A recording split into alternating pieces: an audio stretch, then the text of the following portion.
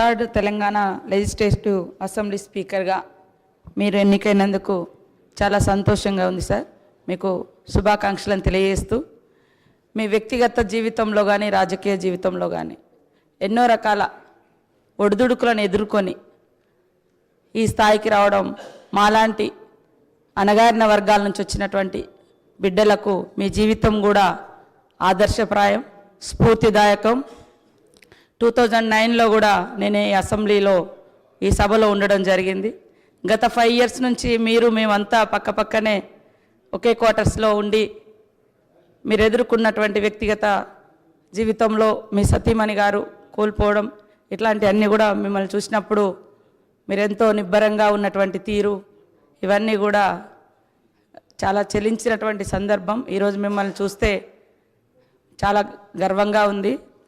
అదే కాకుండా ఒక అణగారిన వర్గాల నుంచి అంచబడ్డ వర్గాల నుంచి వచ్చినటువంటి బిడ్డలు ఎదగాలంటే ఎన్ని కష్టాలు ఉంటాయో తెలిసినటువంటి వ్యక్తులుగా మీ జీవితం మా అందరికి కూడా ఆదర్శప్రాయం. మీరు ఒదుగుతూ ఎదిగిన తీరు దేశానికి ఒక ఆదర్శవంతం. తప్పకుండా మీరు మమ్మల్ని అందరినీ కూడా సమన్వయం చేసుకొని సభ యొక్క ఔన్నత్యాన్ని హుందాతనాన్ని కాపాడతారని భావిస్తూ ధన్యవాదాలు. శాసనసభ అధిపతిగా ఎన్నికైన మీకు హృదయపూర్వకంగా మా పార్టీ పక్షాన మా అందరి పక్షాన కూడా హృదయపూర్వకంగా మీకు అభినందనలు తెలియజేస్తూ మా పార్టీ అధ్యక్షులు పెద్దలు శ్రీ కేసీఆర్ గారు వారు దురదృష్టవశాత్తు వారికి కొంత గాయమయ్యి హాస్పిటల్లో ఉన్నప్పటికీ ఎప్పుడైతే ఈ ప్రతిపాదన శ్రీధర్ బాబు గారి ద్వారా మరి వారికి వచ్చిందో వెంటనే ఒక క్షణం కూడా సంకోచించకుండా రెండో ఆలోచన లేకుండా తప్పకుండా సహకరించవలసిందే అని చెప్పి ఏకగ్రీవంగా ఎన్నిక కావడానికి వారు మాకు ఆదేశాలు ఇవ్వడం జరిగింది. దానికి అనుగుణంగానే నిన్న మీ నామినేషన్లో కూడా మేమందరం కూడా పాల్గొనడం జరిగింది. అధ్యక్ష, మీతో వ్యక్తిగతమైన అనుబంధం కూడా నాకు చాలా ఉంది. మీరు 2009 శాసనసభకు ఎన్నికైన నాడు నేను కూడా మీతో పాటు సహచర శాసనసభ్యుడిగా ఉన్నాను.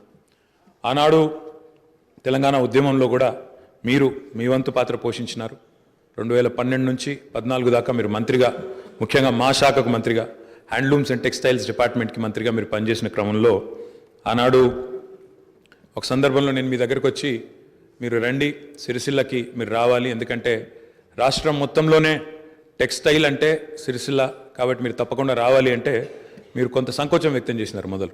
మరి ఇప్పుడు ఉద్యమం ఉధృతంగా ఉంది, నేను మంత్రిగా ఉన్నాను, ఈ సమయంలో వస్తే ఏమైనా ఇబ్బంది ఉంటుందా అంటే లేదు మనం కలిసే పోదామని చెప్పి ఆ రోజు మీరు రావడమే కాకుండా ఆనాడు మరి బ్రహ్మాండంగా మీరు వచ్చి అక్కడ కార్మికుల సమస్యలు విని తర్వాత చాలా సమస్యల పరిష్కారానికి మీ స్థాయిలో మీరు కృషి చేసినందుకు కూడా మీకు మనస్ఫూర్తిగా ఈరోజు మళ్ళొకసారి అభినందనలు ధన్యవాదాలు కూడా తెలియజేస్తూ మరి ఒక ఉన్నతమైన సాంప్రదాయానికి ఈరోజు మరి తెరదీస్తూ ఇతర పెద్దలు గౌరవనీయులు తెలంగాణ రాష్ట్రం ఏర్పడ్డ తర్వాత పెద్దలు శ్రీకొండ మధుసూనాచారి గారు, తర్వాత శ్రీ పోచారం శ్రీనివాసరెడ్డి గారు, తదనంతరం మీరు మరి వారు ఇద్దరు కూడా నెలకొల్పిన సాంప్రదాయాలు కాపాడిన విలువలు వాటన్నిటిని మీరు కూడా పరిరక్షిస్తారని మనస్ఫూర్తిగా ఆకాంక్షిస్తూ మీ ఉన్నతికి మనస్ఫూర్తిగా అభినందనలు తెలియజేస్తూ మరి ఇప్పుడే పెద్దలు ముఖ్యమంత్రి గారు, ఉప ముఖ్యమంత్రి గారు, మంత్రివర్యులు కూడా చెప్పినట్టు మరి ఈ సభ అందరి సభ, ఈ సభలో ఉండే ప్రతి సభ్యుడి యొక్క గౌరవాన్ని, ప్రతి సభ్యుడి యొక్క హక్కులను,